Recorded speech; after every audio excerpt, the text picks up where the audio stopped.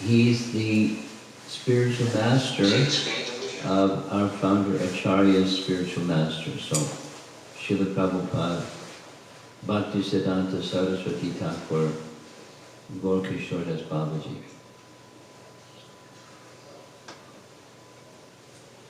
Prabhupada said on many occasions, Gaur-Kishore Das Babaji was illiterate. He couldn't read and write his name, but he was highly learned, although he couldn't read or write. His disciple was Bhaktisiddhanta Saraswati Thakur, whose education, erudition, scholarship as high as you can get. And Bhaktisiddhanta Saraswati Thakur accepted Gaur-Kishore Das Babaji Maharaj as his Diksha Guru because of his bhakti. Now, it wasn't bhakti devoid of transcendental knowledge. A little bit of background, three things, then I'll go to our main topic.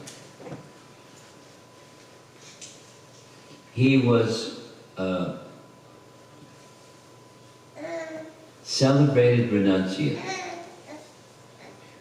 There was a period of time when he, Gaur-Kishore, was living in Navadvip. But because he liked seclusion, he made as his place of residence an outhouse. You know what an outhouse is? Like a latrine, you know, a toilet, a public toilet. Bad smell, public toilets. And that's where he stayed. Why? Because he didn't want people bothering him. He was, you know, a bit of a recluse.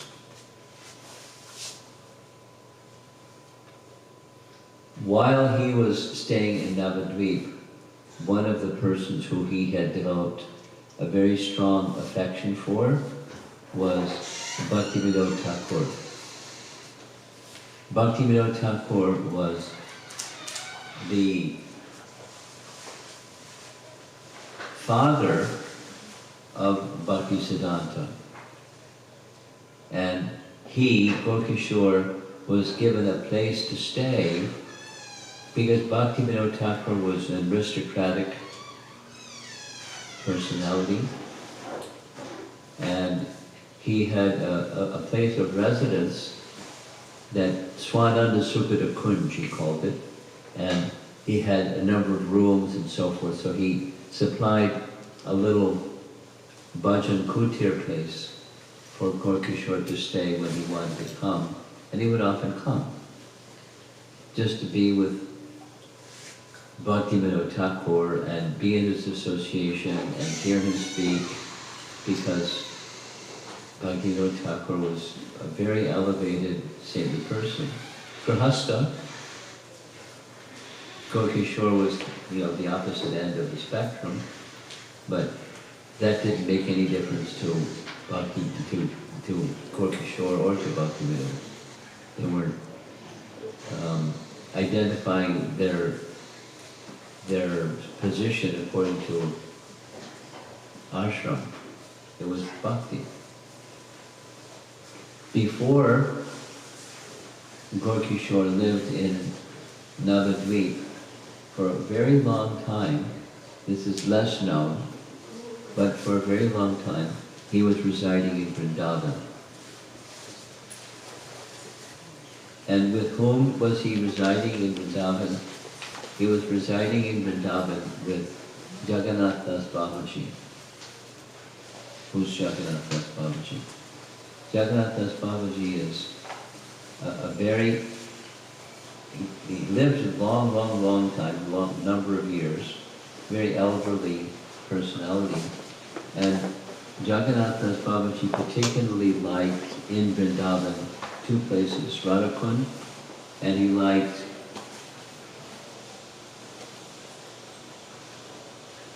Surya Kund. Surya Kund is one of the places that Radharani would visit every day, because Radharani was a worshipper of Surya Dev, Surya Narayana at Surya Kund. So it was kind of like an excuse. It was a rendezvous place between Radha and Krishna. Very sacred place. Very sacred place. Remote, removed. And Jagannath Das Babaji made a Bhajan Kutir place at Surya Kund. And Gorkishore Das Babaji associated with him there. They were very close. So Jagannath Das Babaji, Gorkishore Das Babaji, Bhakti Vinod Thakur, Sri Bhakti Siddhanta, Bhakti Siddhanta. So he was renowned, when he was residing in Vrindavan, he was a renowned speaker of Bhagavad Gita. Again, he couldn't read, he couldn't write his own name. In that sense, illiterate. But so his spiritual capacity came from hearing Jagannath Das Babaji, hearing Bhakti Vinod Thakur, and hearing elevated saintly persons. And by hearing, he became filled with transcendental wisdom, and he was an elevated speaker. It's not well known, but he was an elevated speaker. And dear friend, dear associate of Jagannath Das Babaji. So we don't hear about him so much compared to the other names mentioned. But a most elevated spiritual personality, very dedicated. Now, you're all looking at me. Is it possible you can look at the screen? Because the action is going to be over here. Can we just do like a 90-degree turn? And for this visit, my plan was to speak about Queen Kunti, and today and tomorrow for the Sunday program, 2 parts on her life, and then we'll move from her life to the prayers of Queen Kunti. And that's going to be our theme for this visit. So she was the granddaughter of Shurasena. Shurasena was a king. In the line, you'll see a chart shortly. He's in the line of Vrishni. So Vrishni, Andaka, the dynasty of kings, he was in that line. And he was 2 generations before both Krishna and the Pandavas. He was the grandfather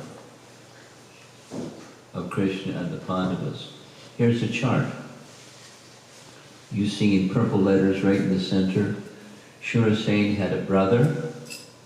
Brother's name was Parjanya. Who was Parjanya's son? Parjanya had 5 sons.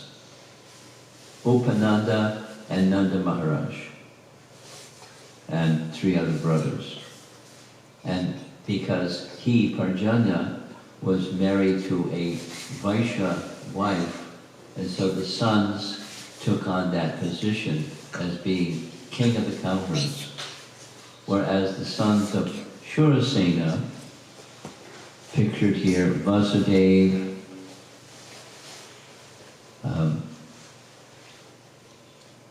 Nanda, you see way over on the left, Nanda was one of 5 brothers, because Parjanya had a Vaishya wife, and he was born, Nanda, and his 4 brothers were born as sons of Parjanya and his Vaishya wife. So he's in this separate box over there in the far left. But the sons of Shurasena, he had 10 sons and 5 daughters. Kunti was one of the 5 daughters, and Vasudeva was one of the sons. So Vasudeva and Kunti were brother and sister, right? I'm looking around, seeing, getting any nodding of heads. Brother and sister. And Kunti, because we're going to be speaking about her, later she became married, and as her sons, she had the Pandavas as her sons, and of course there was Karna, and we'll hear a little bit about how Karna became the son of Kunti, how all of that happened. So now we're going to go to another chart, and this is, you see Vrishni in the upper left, Vrishni in the upper left. Here's Vrishni in the lower left. So there's the ancestors before Vrishni and Andaka, etc. And they're all from the same disciplic line, or excuse me, family line. There's a common understanding that there are 5 exalted ladies in the Vedic text. 3 of those are from Ramayana, 2 of those are from Mahabharata, and they're the 3 plus 2 makes 5. They're Pancha Kanya. Kanya means daughters. Kanya, daughter. So Pancha Kanya. There's the 5. Ahalya, you see her picture on the left. She became a stone, and by Ramachandra placing his foot on the stone, Ahalya came out of the stone. Then there's Tara and Mandodari and Sita. So there's 5. Then Draupadi and Kunti are from Mahabharata. At the bottom, these are women who suffered most in their lives and have followed the dictates and regulations prescribed in scriptures despite their difficulty. And the source of this explanation is unknown, because I searched and I found a place that said its source is unknown. There's a whole long Sanskrit list, but at the very bottom, source unknown. Each of these 5, they represent one of the earthly elements: fire, water, wind, ether, etc. Ahalya personifies water. Draupadi personifies fire. Kunti symbolizes Mother Earth. Tara personifies wind. And Mandodari, ether. So those are the 5.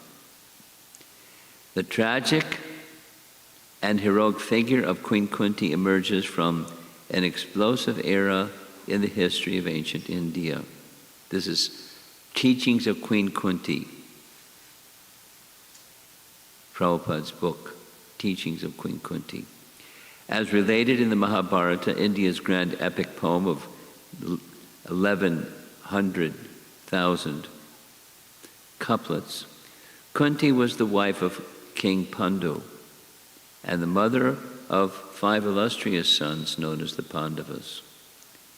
Teachings of Queen Kunti, introduction.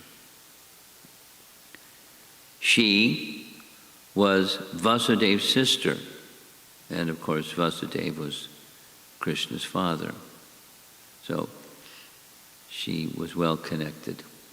Her own father, Shurasena, had given her as a baby to his close friend King Kunti Bhoja, who had no children. So Kunti Bhoja was childless, and he was particularly desiring a daughter. And Shurasena was particularly desiring a son. So his dear, dear friend, that's why there's those two men on either side, one of the two men, Kunti Bhoja, requested, please give me your daughter and I'll train her as my daughter. I'll accept her as like this, my own adopted daughter. So he did that. Shurasena gave his daughter to Kunti Bhoja. The daughter was, by her own birth, as this daughter of Shurasena, was Prita. But later she became Kunti as the daughter of Kunti Bhoja. Again, teachings of Queen Kunti. The Mahabharata relates that Kunti was gifted with beauty and character. She rejoiced in the law of Dharma and was great in her vows. She possessed an unusual benediction. And you all know what that unusual benediction, very unusual benediction. When she was a young girl, so growing up in the palace of Kunti Bhoja, there was a visitor, none other than the enigmatic Durvasa Muni. So she was given the service of looking after Durvasa Muni's care and his needs, and she served so diligently and very wonderfully that Durvasa Muni decided he wanted to give her a benediction. Now he had this understanding that later in her life, Kunti would have difficulty having children. So he Durvasa Muni, gave her this mantra and a benediction that by calling this mantra, you could have a son by any one of the demigods that you wished. That's an unusual benediction for an unmarried young girl. And this is a painting indicating the benediction that she was given. So she's a young girl, young lady, but young girl, and she was curious. This is taken from Canto 1, Chapter 13, Bhagavatam. As a matter of acquisitiveness, she at once called for the sun god, who desired couplement with her, but she declined. But the sun god assured her immunity from virgin adulteration. Doesn't say exactly how that was done. And so she agreed to his proposal. As a result, she became pregnant and Karna was born. So now we're going to hear a whole bunch about Karna and who was Karna in his previous life and all of those things. So when Karna was born, he had a suit of armor and bright earrings. His eyes resembled those of a lion, and his shoulders, even and as a newborn baby, were broad. This is from Mahabharata. Although the deity, that's Surya, had assured her that she would remain a virgin, who would believe it? So she has this newborn son, and she's not married. So how she can explain how she got a son when she's not married? So here's the little background on who was Karna before he was Karna. And in his previous, the scripture describes, previously he was an asura with 1,000 armors around his body. Sahasra Kavacha. What does Kavacha mean? Yeah, so a kind of protection, Kavacha. So he was a demon in his previous life that had 1,000 suits of armor surrounding his body. And before he got this name, Sahasra Kavacha, he had another name, Dambodbhava.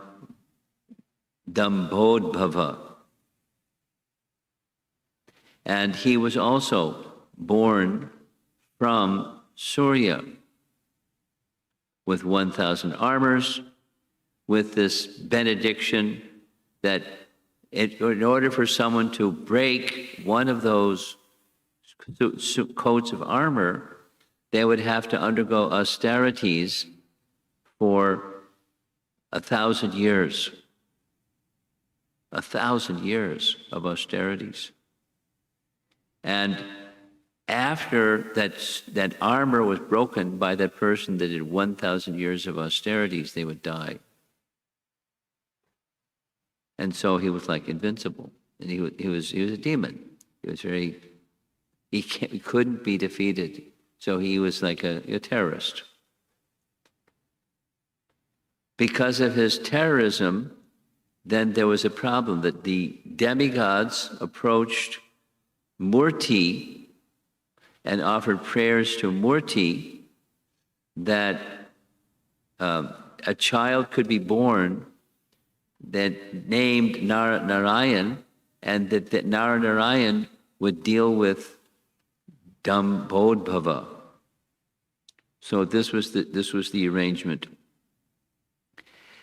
The other brothers. So one would engage in austerities for 1,000 years, and the austerity for 1,000 years was sufficient to break one of those armors.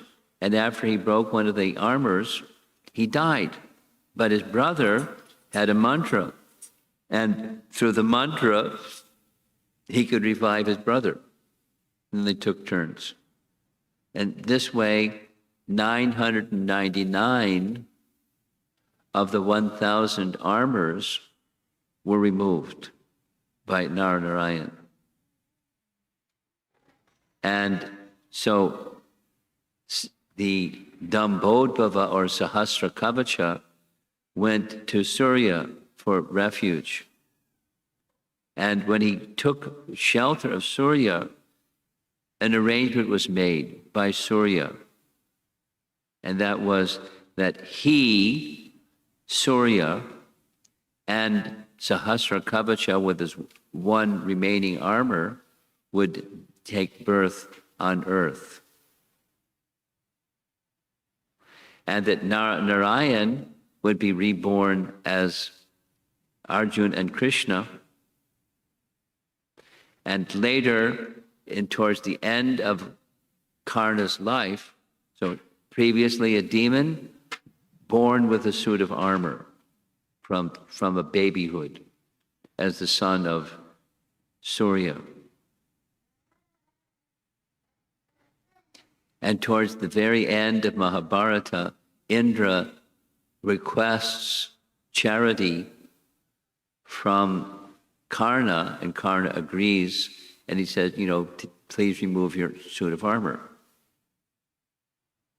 Being charitable, because that was a quality that Karna had, he removed his coat of armor, and so he was no longer invincible. So here's the same with some illustrations. There's the sun god, and there's this little boy. Dambodbhava wanted immortality. He requested that.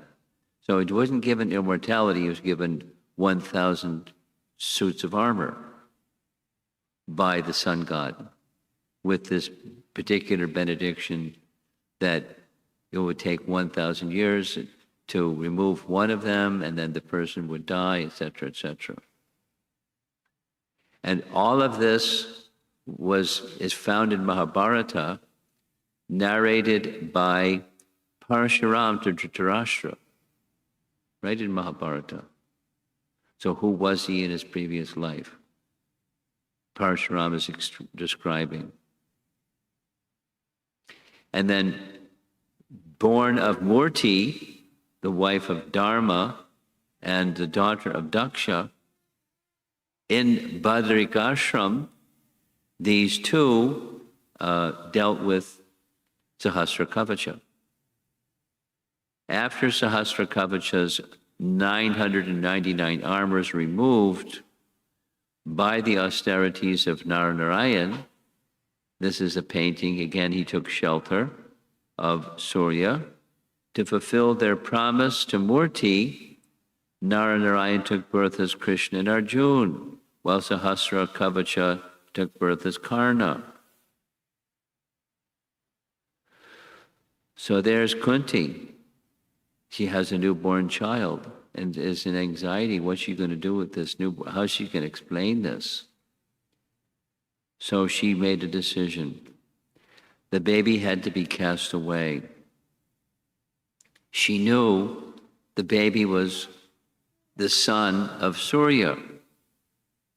I mean, she's a mother, so she's feeling terrible about the whole situation, but she did what she did. Surely Surya would protect him. Kunti also prayed to Vishnu for the boy's welfare. Then, along with her nurse, so apparently there was a second person that knew about Karna, her nurse, she took the child in a large wicker basket to the bank of the Ganges. And off the bank of the Ganges went the wicker basket. Kunti beseeched many of the gods to look after her son and prayed that he would find a good father and mother. And, motherhood parting with a newborn child. One can imagine the hardship that she underwent, but she did it. And once it was done, she was very happy to find out that a charioteer of King Dhritarashtra found the child. Adi Ratha, the chariot driver, one of the chariot drivers of King Dhritarashtra. So therefore the son was raised by a chariot driver, meaning his position wasn't that of a Kshatriya king or the son of Surya. He was the son of a chariot driver, a Shudra, by his situation of life. And then later, this is a little description of Kunti's becoming married after she had a first child. There was a Swayamvar ceremony where she selected her husband, and here's the text from Mahabharata. When the many other kings assembled there, saw Pandu, broad-chested and with eyes like a furious bull, they considered him to be a second Indra. He outshone all the other monarchs.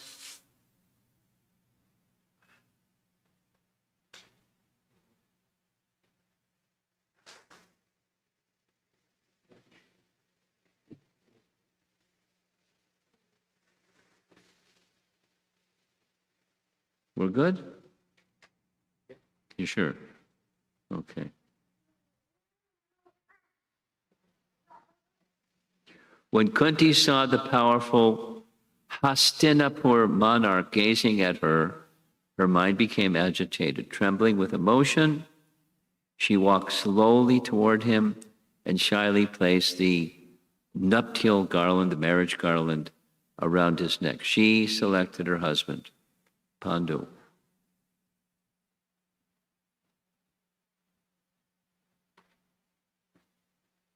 Later, King Pandu also married Madri, the sister of the king of Madra. So there's the two wives of Pandu. Now, something that happened that was a situation of great misfortune. One time, the king Pandu was hunting in the forest, and he saw a deer. Now, monarch hunting is something that would be part of the Vedic culture for the purpose of practicing their military skill in case of the need to protect the citizens. So they practiced it in the forest with wild animals. Only this case, the wild animal that he saw was a deer. And the deer, not only was it a deer, but the deer was in the process of mating with a female deer. And so he shot the deer. And when he shot the deer, there was a loud cry because the son of the sage Kindama had assumed the form of a deer, a male deer mating with a female deer. And when the arrow hit the deer, his form as the son of the sage Kindama appeared. So the little drawing here indicates there's the two wives. There's King Pandu, and he feels terrible. And not only he feels terrible, but the father of that boy that was killed felt terrible. And so the father cursed Maharaj Pandu. And the curse was, if you ever engage in sexual union with your wives, instantly you'll die, just like my son died. So he's married, and he's killed the son of a sage who had assumed the form of a deer, etc., etc. And he's devastated because it's sinful. What he did was sinful. Pandu spoke to his horrified wives. I shall shave my head and cover my body with dust. Sorrow and joy will be equal to me. He's going to become an ascetic. I will entirely renounce anger, and I shall be devoted to the good of all creatures. I will accept no gifts, and I will obtain my food by begging. In this way, I shall transcend the dualities of this world and rise to the highest regions where the Lord himself resides. High-sounding words, and his wives weren't so comfortable with all this. Let us accept together the order of Vanaprastha, retirement in the forest. We shall be happy practicing asceticism with you. If you leave us today, we shall not bear our lives any longer. That's pretty serious. So he agreed. And the two wives entered a life of asceticism, living in the forest. So he did that for quite some time. With his mind fixed only on salvation, Pandu lived quite simply. His two wives accepted the same vows he had taken.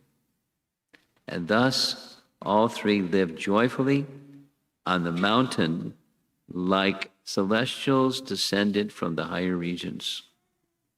Gradually, over time, Pandu thought more about his situation. He would often perform the Shraddha ceremony for the welfare of his departed ancestors. The Vedas state that such food offerings made to the gods on their behalf ensure their continued happiness in heaven. Pandu was concerned. He consulted with the sages in the forest. And the sages in the forest gave some advice. Whoops. Yeah. O Lady of Sweet Smiles, I desire offspring, but I have lost my power of procreation. In such instances, the scriptures sanction that another worthy man may beget children on my behalf. Please, therefore, accept another man and conceive a child for me. So then Kunti disclosed the secret. Well, I don't think that's needed because Durvasa Muni gave me this benediction, and I can call any of the demigods and have a child with any of the demigods. Would that be all right? And it was more than all right. And so he, Pandu, was very confident that he would become the father of children fathered by somebody else, but his children.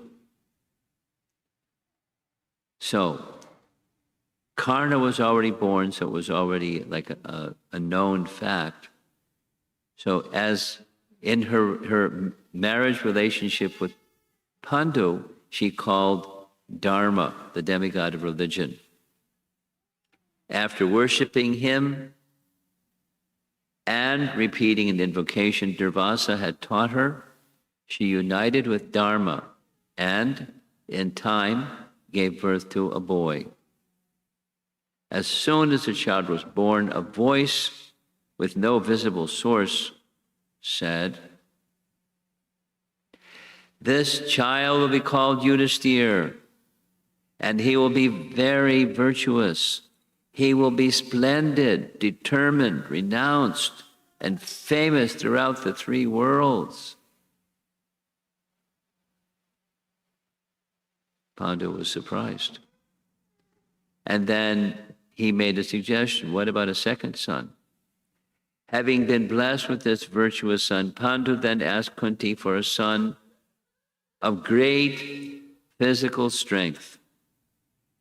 Thus, Kunti invoked Vayu, the demigod of the wind, who begot the mighty Bhima. Upon Bhima's birth, the supernatural voice said, "This child will be the foremost of all strong men." Nice illustration. Something happened that verified what the voice had said. What happened was, one time Kunti was sitting on a cliff, the edge of a cliff, and Bhima was in her lap, and you see in the little drawing here, she heard the roar of a lion or tiger. And when the tiger roared, she panicked and she stood up. When she stood up, Bhima fell from her lap. And when he fell from her lap, he fell down the cliff and landed on the rocks below. And she cried out very loudly. Pandu heard her. So the two of them went down the cliff, only to find the rocks below were smashed by the body of a little child because he was so powerful. And then they understood, wow, this voice from the sky. We now understand this child is very, very special. So the Pandu then consulted the sages, and the sages made a recommendation. She should engage in austerities for a whole year and then call Indra.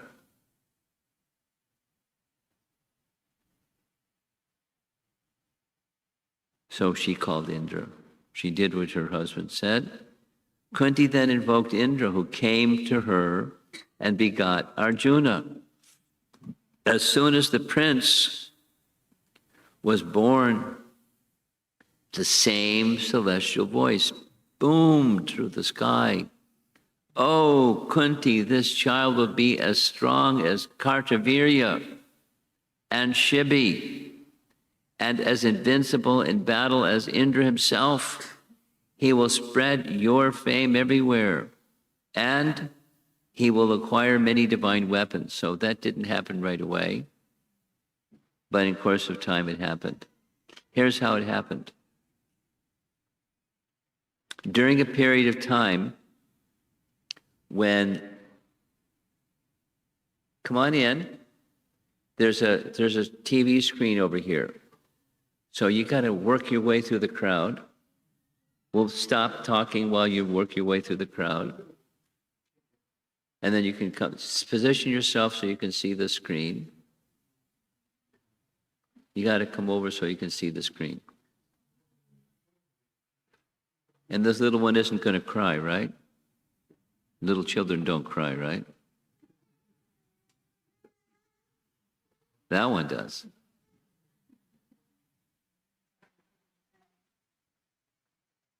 When he wakes up, let's see what happens. Okay.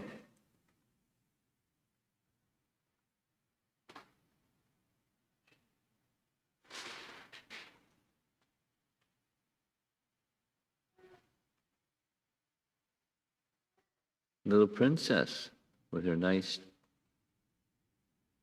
what do you call that? Scarf? What do you call it? The thing around your neck, what's that called? You don't have a name? Huh?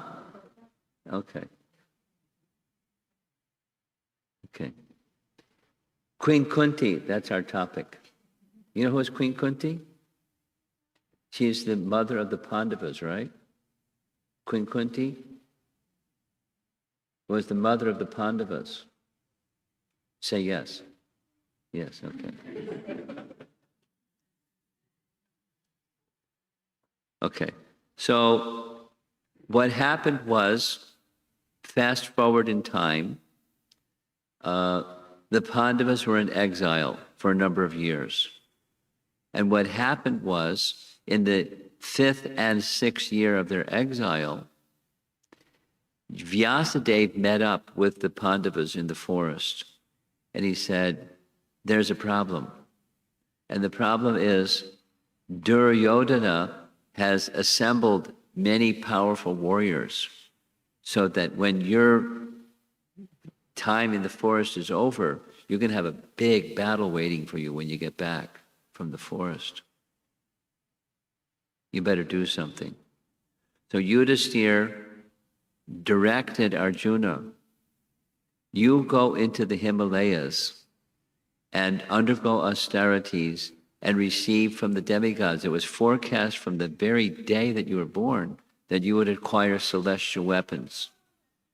We're going to require those celestial weapons in order to defeat this big army that's amassing when we get back from the forest. So Arjuna was, yes, sir. He is the older brother, Yudhisthira. So he went to the forest and he underwent austerities for a number of months, and he kind of like, the austerities were so intense, there's details and details, but they were so intense, it was like Hiranyakashipu, his body was on fire, like on fire. So it's so much heat. The demigods were having great difficulty. There was so much heat. So they went to Lord Shiva and said, help. Normally they go to Brahma, but this time they went to Lord Shiva. And Lord Shiva said, no problem, I know what's going on. This is Arjuna, and he wants celestial weapons. I'll take care of it. Don't worry. So then there's a whole long description of Lord Shiva appeared as a forest-dwelling hunter, and there was a whole thing that happened. There was a wild boar, and they both, the hunter and Arjuna, shot arrows at the same time at the boar, and they had this big conflict over who was the rightful claim of that wild boar, and battle between the hunter and Arjuna, and neither defeated the other, but it was actually Lord Shiva appearing as if he was a hunter, and he said, wow, you're good. Tell me what you want, and it's yours. What benediction would you like? And Arjuna said, I came to the forest for one purpose, to get celestial weapons. And I understand you have a weapon that you use at the time of the destruction of the universe. The astra, called the Pashupat Astra. Can I have it? And Lord Shiva gave him the Pashupat Astra. We'll see a painting shortly. So once he had all these weapons, then he went back to Hastinapur, and Dronacharya was engaging both the Pandavas and the Kauravas in military skill. But Arjuna was always the best, always the best. So when he went to do these austerities, Varuna gave him two things. Gandiva bow, there's a long history behind how Varuna got the Gandiva bow. It's a long history, but it goes way back and way back and way back. And an exhaustible quiver for many, many arrows. Here's Lord Shiva presenting the Pashupat Astra to Arjuna. Agni gave Arjuna his celestial wind and fire weapons.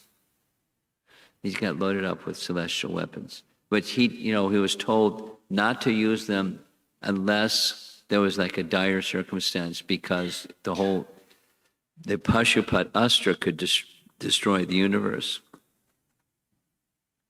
So, as was predicted in his birth, so Arjuna is now receiving many celestial weapons, and he's already demonstrated to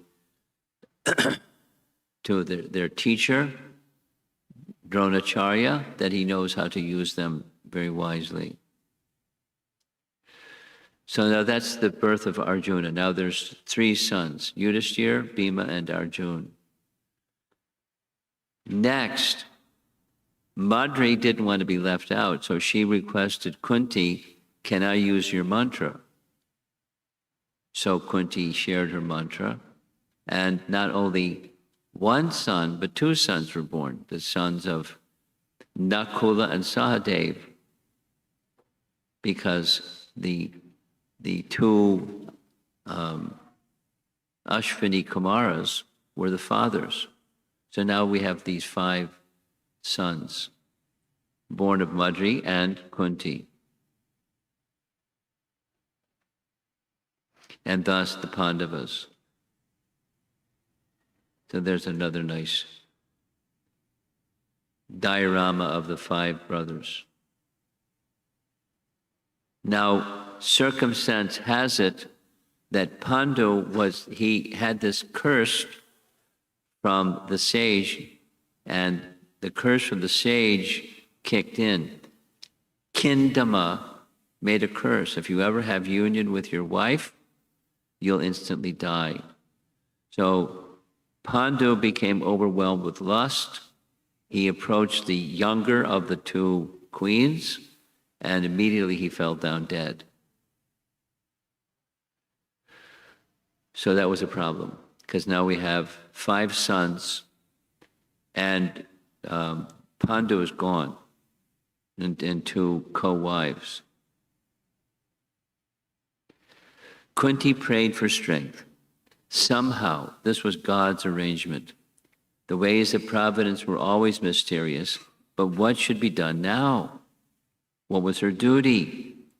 She gently stroked the head of her younger co-wife and said, "O Madri, there is only one recourse for me. Please allow me to ascend heaven with our Lord." So entering into the funeral pyre. You raise the children. And then Madri said, "You raise the children. Let me enter into the fire." So they were both prepared to enter the fire, but there's 5 boys, and they have to take care of the 5 boys.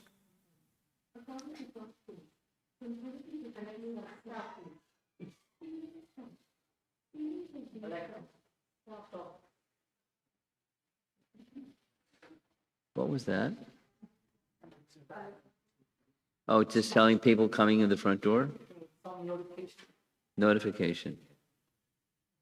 Come on in. There's a TV screen over here. You have so situate so you can see the TV screen over here. It's a nice screen. There's a big one. And there's a lot of people in this room.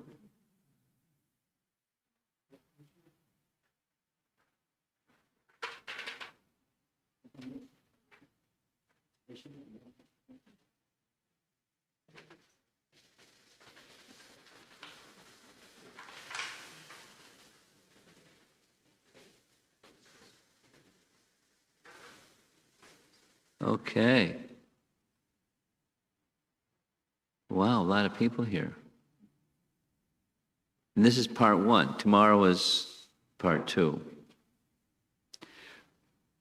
So Kunti decided that she would take care of the boys, not to enjoy life absent her husband, but to take protection of the children. This is Prabhupada's writing, Bhaktivedanta Purport, Canto 3, Srimad Bhagavatam. So Madri entered into the funeral pyre. Kunti was left behind. At least they felt Kunti would be the better mother. Madri had seen her gentle dealing with the boys. She would surely treat them all equally. Madri begged Kunti's permission to enter the fire with Pandu. So there's the funeral pyre, and there she goes. So now what to do? So Kunti's in the forest, because Pandu liked being in the forest. So that's where they went. That's why the whole thing happened with the hunter. So Kunti consulted the rishis in the forest, and the rishis said, get back to Hastinapur as quickly as you can with your boys. So here's a very nice artificial intelligence painting. A large number of rishis, siddhas, and charanas formed a procession, walking ahead of Kunti, this is Mahabharata, and her sons. By their mystical powers, they all arrived at Hastinapur within a short time. Everyone was struck with wonder to see the brilliant rishis surrounded by siddhas and charanas. And there's Kunti, those mystical beings that are right in front of everybody. And then there's everybody seeing she's coming back from the forest with her 5 sons. Now everyone was really almost everyone was really happy to see them back. You want to guess who wasn't happy? Duryodhana. Everyone welcomed Kunti and her sons except Duryodhana and his brothers. How many brothers did he have? 99 brothers. Duryodhana had enjoyed the most prestige in the Kuru house. When the Pandavas arrived, everything changed. Pandu's sons were gentle, modest, and devoted to their elders. They soon became dear to Bhishma, Vidura, and other senior Kurus. So you know what that painting is. He got this idea. Now, boys will be boys. And sometimes boys would wrestle. And when the boys would wrestle with Bhima, guess who won? He'd just pick the boys up and toss them in the air. And he, so powerful, Duryodhana couldn't take it. So he had an uncle. Shakuni was his uncle. And they made up a plan. The plan was, let's do this. Let's kill Bhima. And a good way to kill Bhima is, let's have some festival outside in the country. We'll have games in this little cottage out in the country. And at the end of the cottage, the end of the games, they'll have a big feast. And they'll poison Bhima because he's a voracious eater. And just lots and lots and lots and lots and lots of poison. He'll eat a lot and he's dead. That was the plan. And he ate so much, he fell asleep.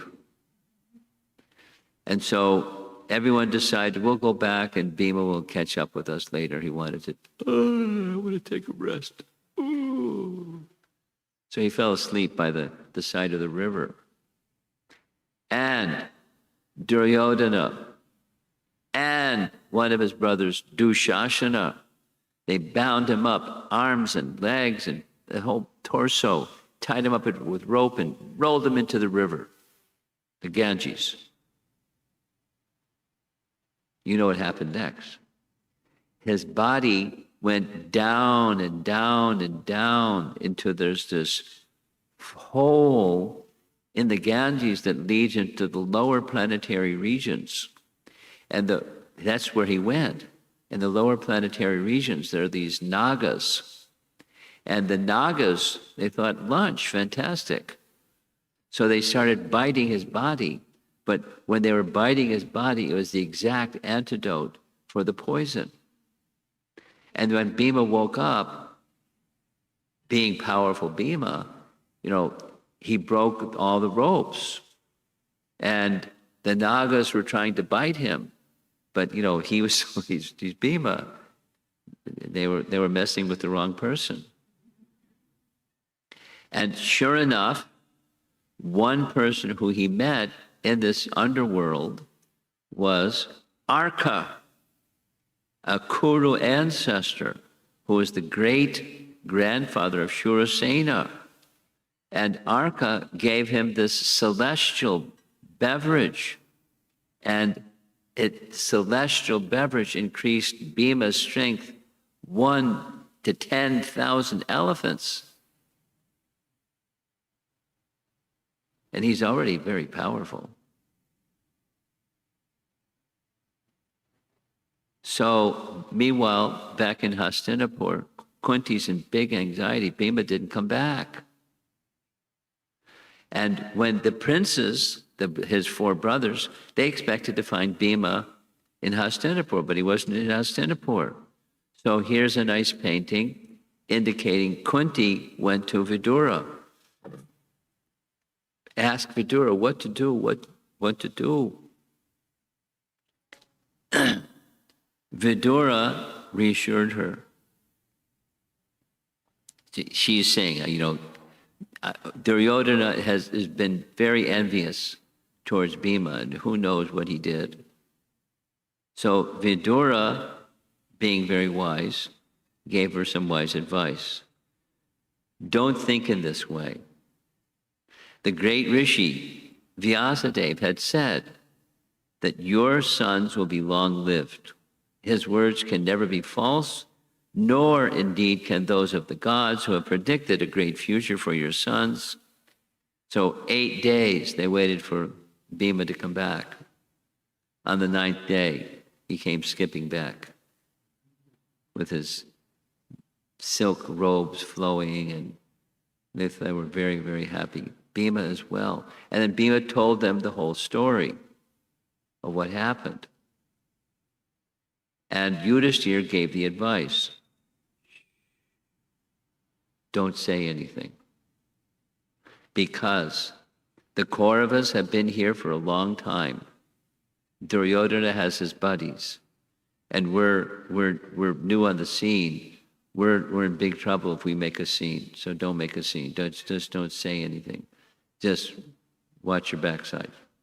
Be very careful around this Duryodhana, because he's very malicious. News of what had happened went all the way to Dwarka.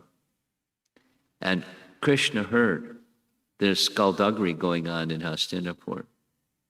His dear beloved Pandavas are being harassed by Duryodhana. So Krishna made a decision. The decision was he was going to send a messenger, namely Akrura, to go visit Hastinapur. So this is a painting. This is Akrura showing up in Hastinapur. And Akrura's assignment was just assess the situation. And he understood the situation. And later, Akrura reported this back to Krishna. But the skullduggery didn't stop. One of the major events, that another murder attempt was, there was a big festival, and there was I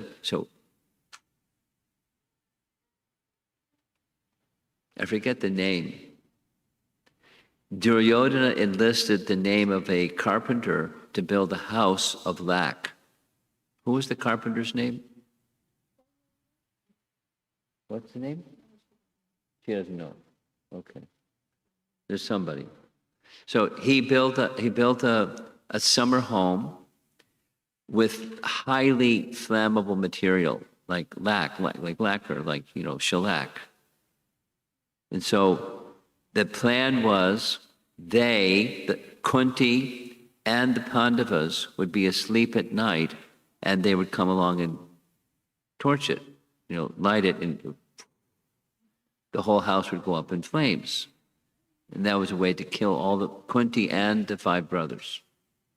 This was Duryodhana's lovely plan. The place, Varanavata. And there's his name, Parochana.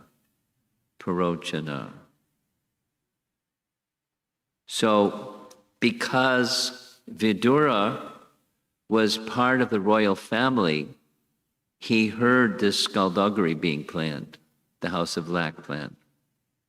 And so he sat together with Yudhisthira and told him in a puzzle, here's what's going on. You want to hear what's going on?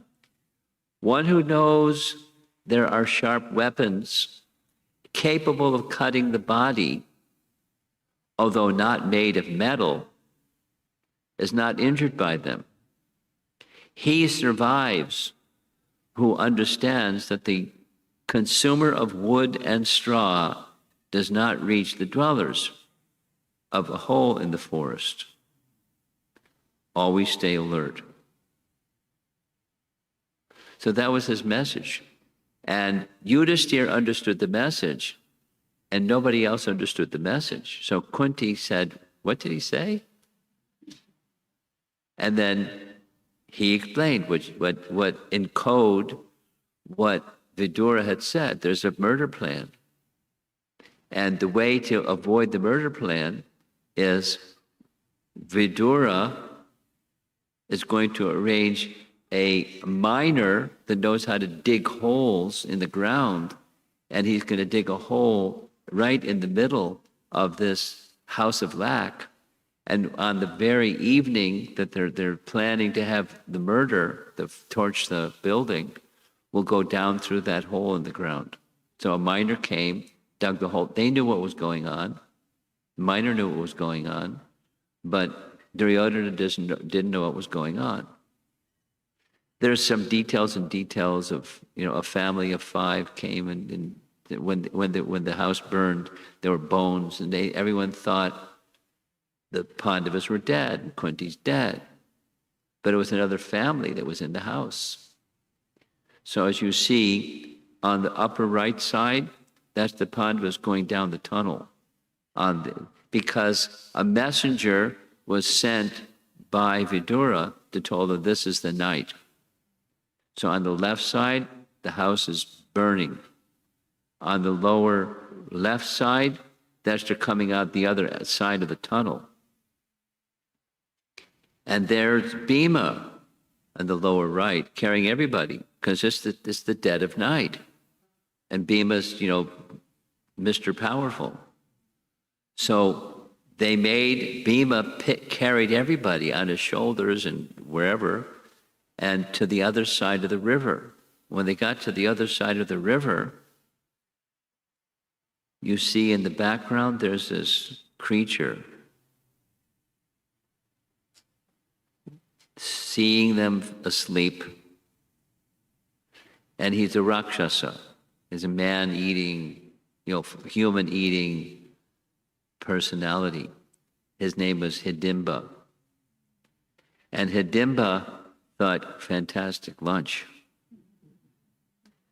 And there's Bhima counseling his mother and said, there's this demon, beware, and I'm going to deal with him. So Bhima, being all-powerful, had this big battle with Hidimba. And guess who won? Bhima won. And Hidimba was finished. And Hidimba had a sister. You know what the sister's name was? Hidimba. Hidimba had a sister, and her name was Hidimba.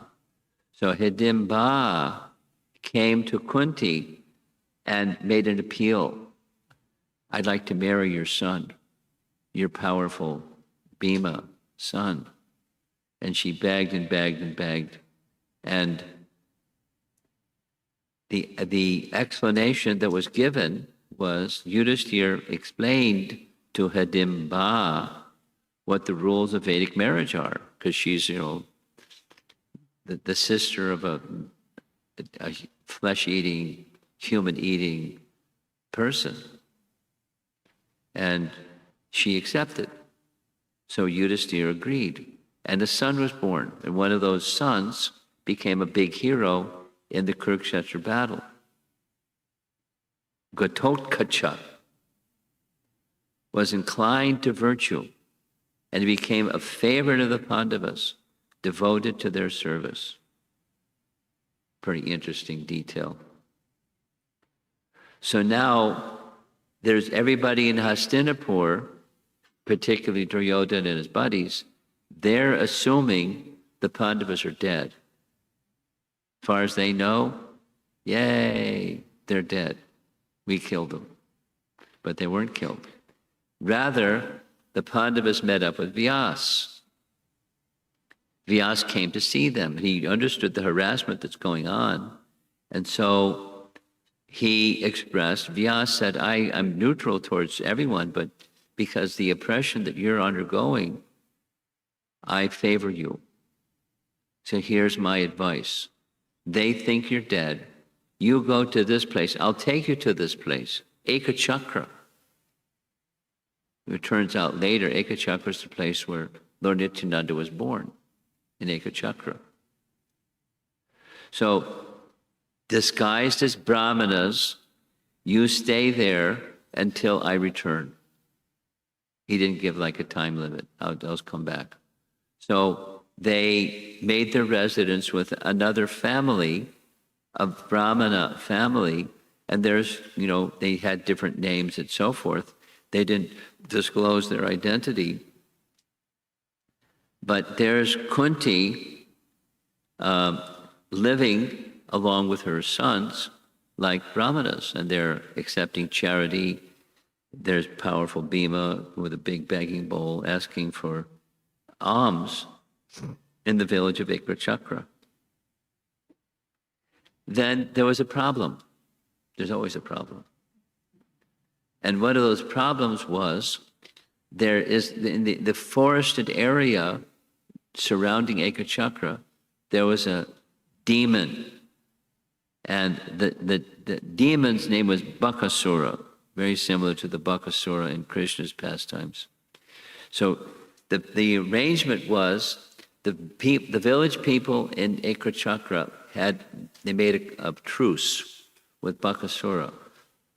Once a month, we'll bring you a whole cartload of food, and just don't come and eat us. We'll take care of your needs once a month. And then we'll sacrifice one of our village members, and you can eat them. And so they were taking turns having that service. And Kunti, you see in the background, she's standing behind the door. She heard this family of 4. They're talking about their next. And so Kunti, hearing what they said, she volunteered, you don't have to go, I'll send my son. They said, no, it's your son. She said, you don't understand my son. There's no problem. So Bhima immediately accepted, and they, made a big truckload of food. And then there's Bhima, who was with one hand driving the chariot, with the other hand he was eating what was in the truckload of food, because he has this voracious appetite. He was eating and eating and eating. And then the demon saw, you're eating my food. So he came and attacked Bhima. That was a mistake. And Bhima smashed him. And that was the end of Bakasura. a man-eater who had kept the village of Ekachakra under his vicious grip. And guess what? That's the end of part 1. If you want to hear part 2, you have to come tomorrow for the Sunday program. We're going to hear part 2 of the exemplary life of Queen Kunti. Pretty exciting, huh? Like lots and lots of details. But no, meanwhile, back in Hastinapur, everyone is thinking the Pandavas are dead. And there's some other intriguing things that come up, like Draupadi Swayamvar. But, that's tomorrow.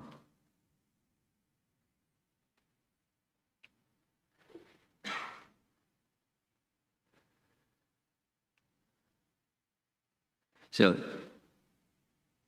the rest of this visit is primarily going to be focused on Kunti's prayers. And they're really fantastic. All of this is a preamble to her prayers. So we get a picture of her stature and, her position in terms of the royal family and her position in relation to Krishna. So Kunti's brother is Krishna's father. So the prayers are Kunti unto Krishna after the whole ordeal is over and Krishna is going back from Hastinapur back to Dwarka. And that's where the prayers are happening. It's in this public forum in the big courtyard, and Kunti's standing in front of the chariot offering spontaneous prayers. They're really beautiful prayers. That's the best part. This other is Mahabharata stuff. Lots of intrigue and lots of excitement. But Kunti's prayers are otherworldly. Okay, let's see if there's some discussion. I mean, again, a lot of our host compliments. You got a lot of friends in a big house, fortunately, to accommodate everybody. Yeah. Maharaj, do you take any questions? No, I just did it. Oh.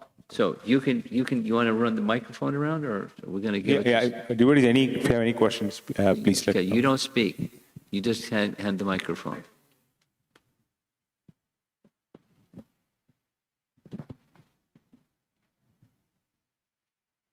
And compliments to the children also who are sitting here pretty much restless, except that little one over there.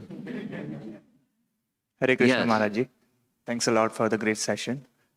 I had one question about Kunti's hiding of birth of Karna from Pandu.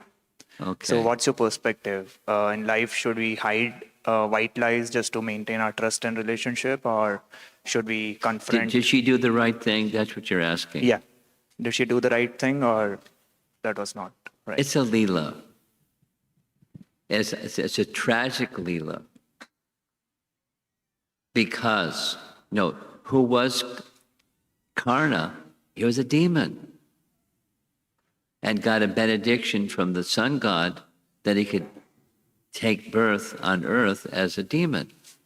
So he had demoniac tendency, but he also had, good tendency from his mother. But, so it's a big puzzle. Now, normally mothers don't send their child in a basket downstream, even if it's, prior to their being married. Mothers don't do that. That's the answer to your question. It's a no-no. But the circumstance, she did what she did because she knew it was the sun god, and the sun god would surely protect him, and he did.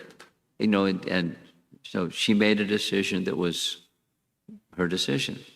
And there's consequences. Any decision, turn left or turn right, with any decision, there's consequences, plus, minus. And there were consequences.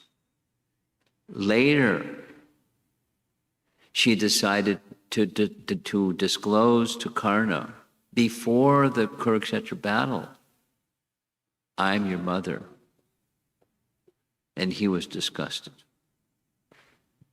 It just made him angry. And anyway, it's just part of the Leela. And Karna had a role to play. And so did Kunti. Thank you so much. Okay.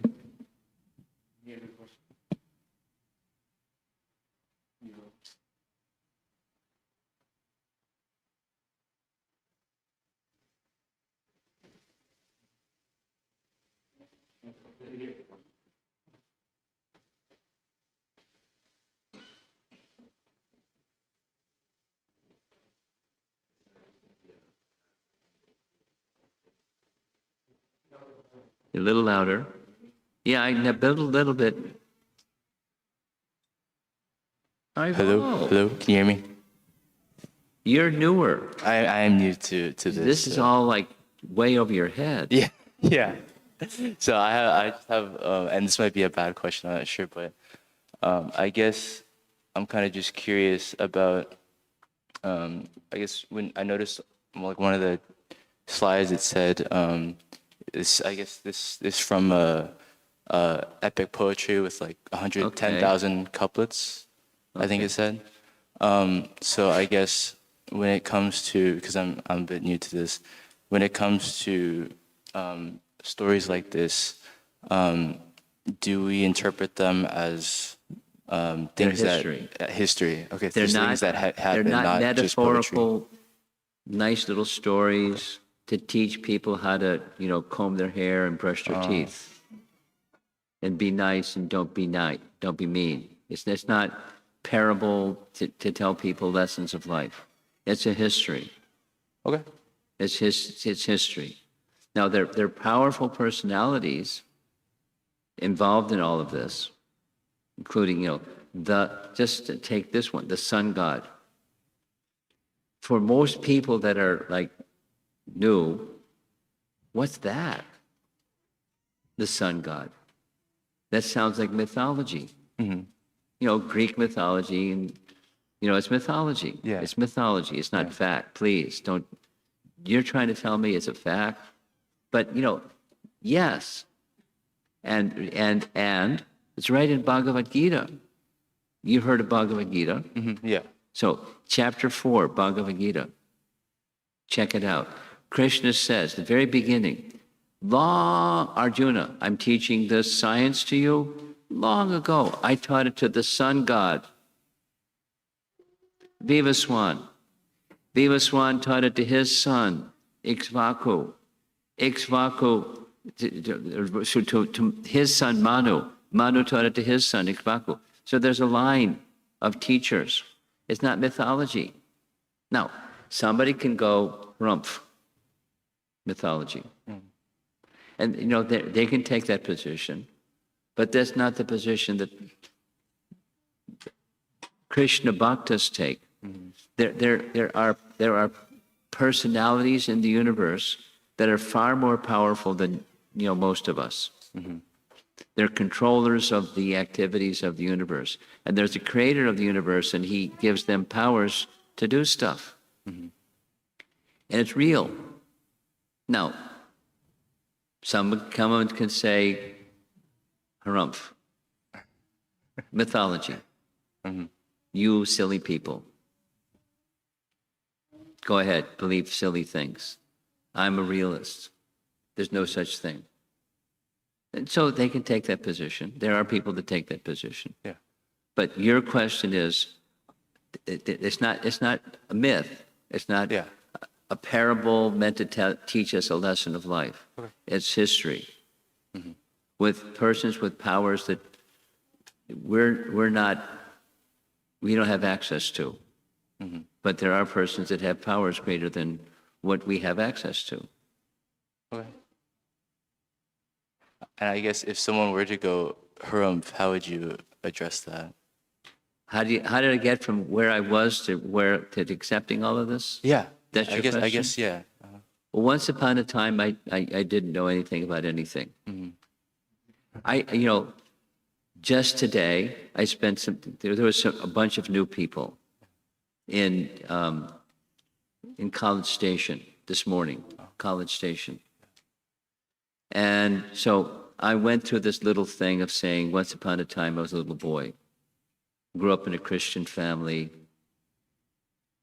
I'll do it quickly. And, you know, what does a good Christian boy do? You go to Sunday school. You go to school. You go to Sunday school. So in Sunday school, I learned about heaven.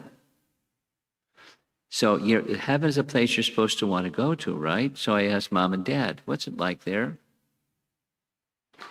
We're supposed to want to go there, right? What's it like there? You know, travel advertisement, please. And they didn't say we don't know, but they didn't know. So then I went and asked the priest of the church that I was attending. He didn't know. The Sunday school teacher didn't know. But so it's not myth. There is such a place as heaven, but people don't know about it. They have an idea that it's there, but what is it? They don't really know. Some time passed. I grew up. I went to college. And then I started, many things happened. One of the things happened was Bhagavad Gita. And there's many other things that happened. Then I started reading about the sun god Vivaswan. And what's that? And then we this whole discussion, there's not only heaven, according to these Vedic teachings, there are 14, the structure of the universe is identified. There are 14 planetary systems. 7 upper, 7 lower. Heaven and hell. There's 7 upper, 7 lower. And then beyond heaven, there's 4 additional within our universe planetary systems for very elevated beings beyond heaven in this universe. And then there's a shell of the universe. And then there's something on the other side of the shell of the universe.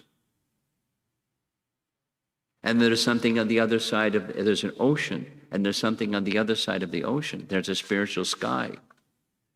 Wait a minute. I was just trying to find out what heaven is. So, how do you know? At the university, Texas A&M, the topic is what is knowledge? There's material, there's spiritual. And knowledge is to know both, because there's a source of both. That's right in Bhagavad Gita.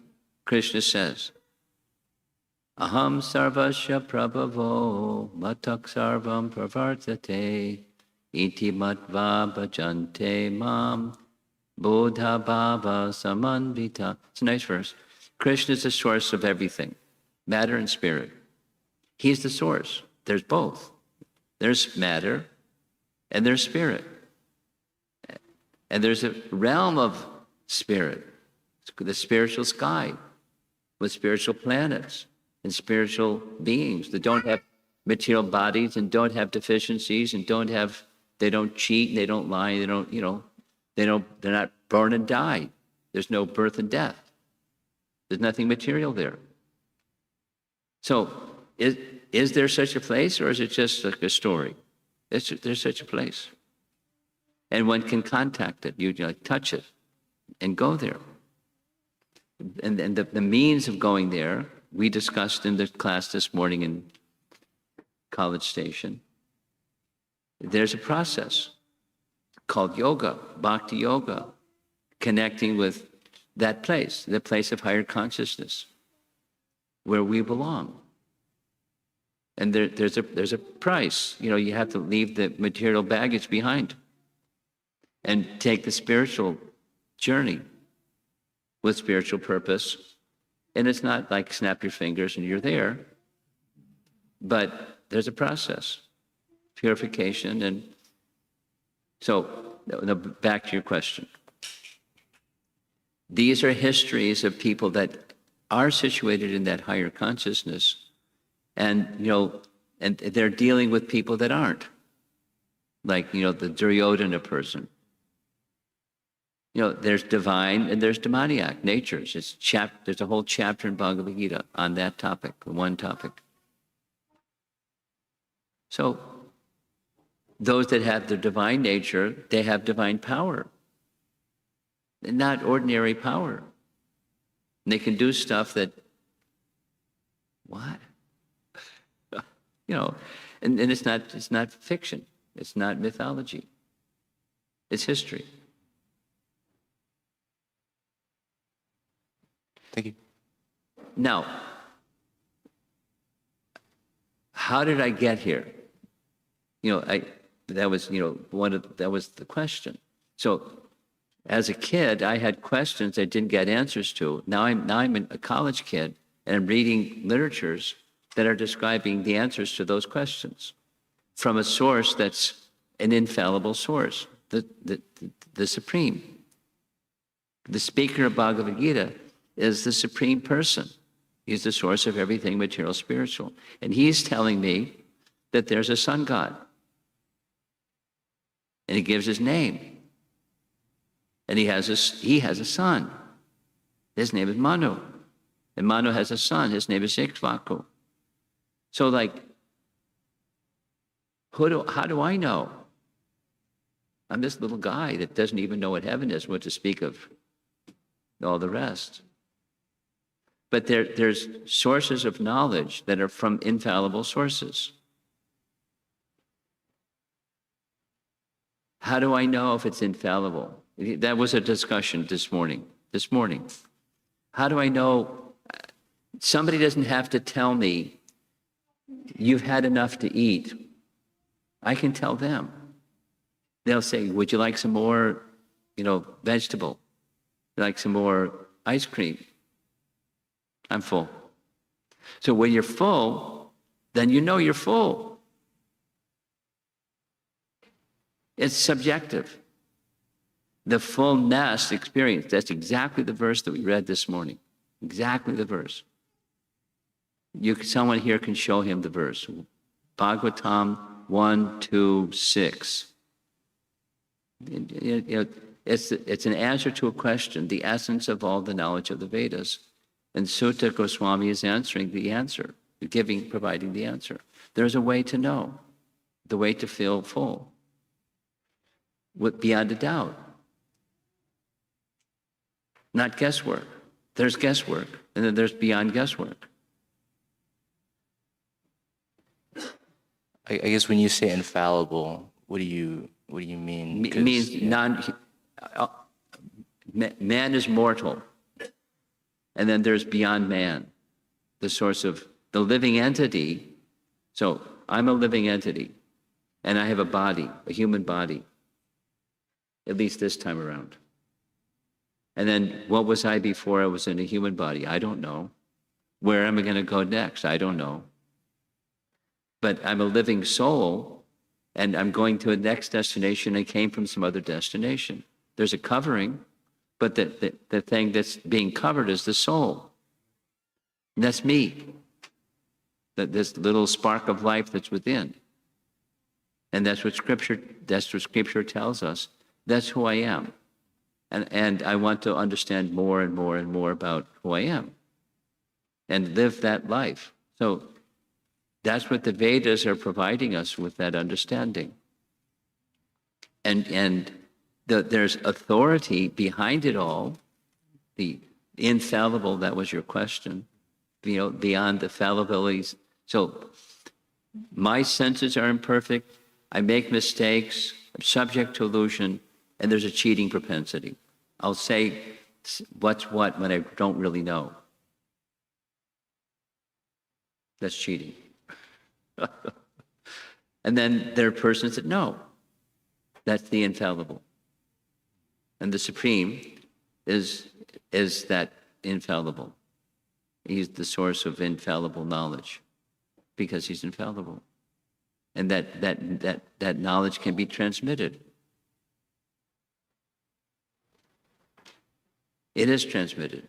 The truth, and that's what Scripture is, the transmission of that knowledge. So now once upon a time, I was a 6-year-old Sunday school kid.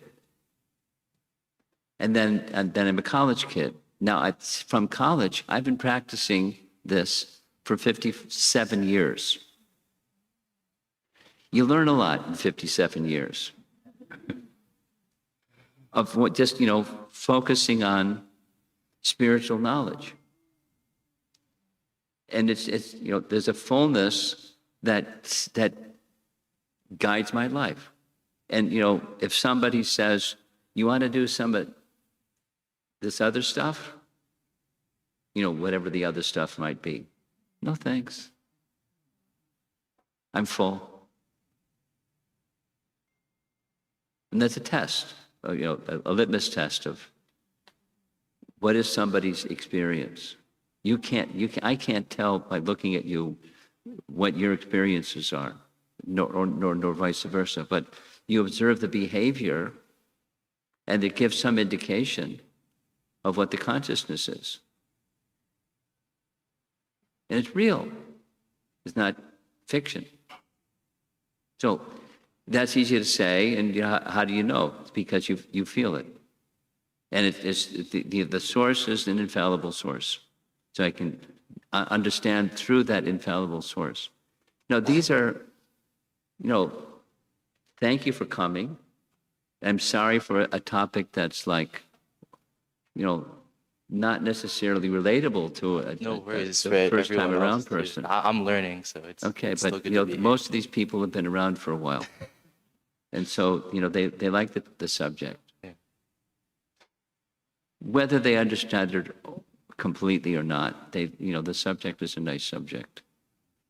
And that's one of the ways of spiritual knowledge.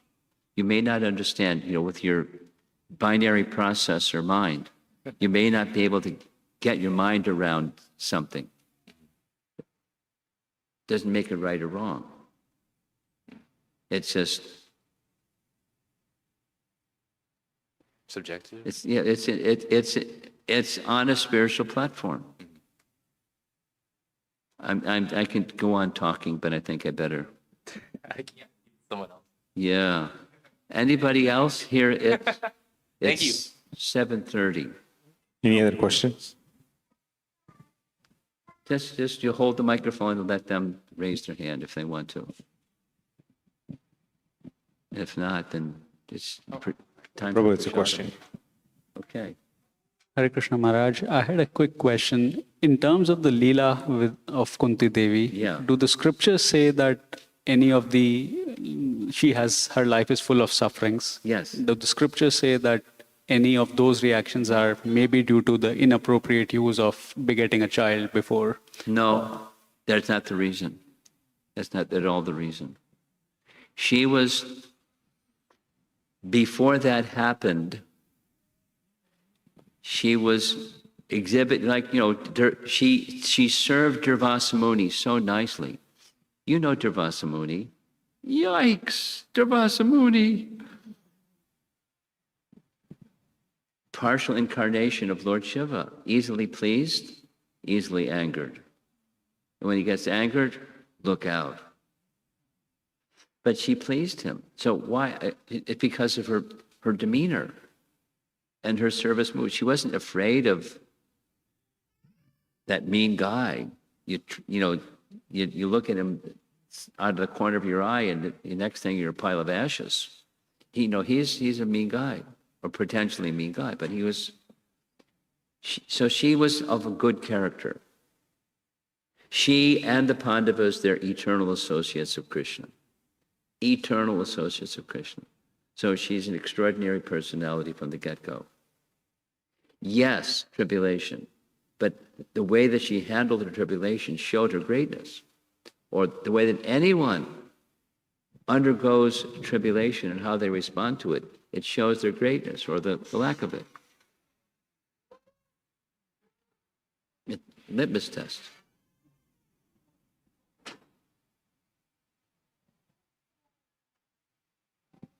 So it's not because of, it's her character.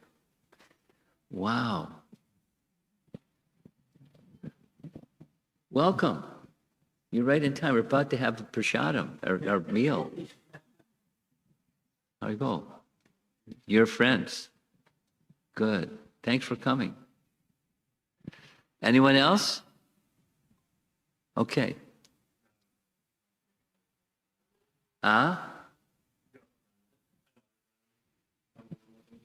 Okay. Your friends too. Okay. You invited them. You get the credit or the blame, which you? Only the latter. Okay, good. Okay, we'll end. And you have some prasadam, right? Yeah. Tell us what the plan is. We're going to do Damodar Ashtakam, and we have sweets to distribute. Maharaj. Ekadasi friendly sweets. Okay. I brought some too. Yes.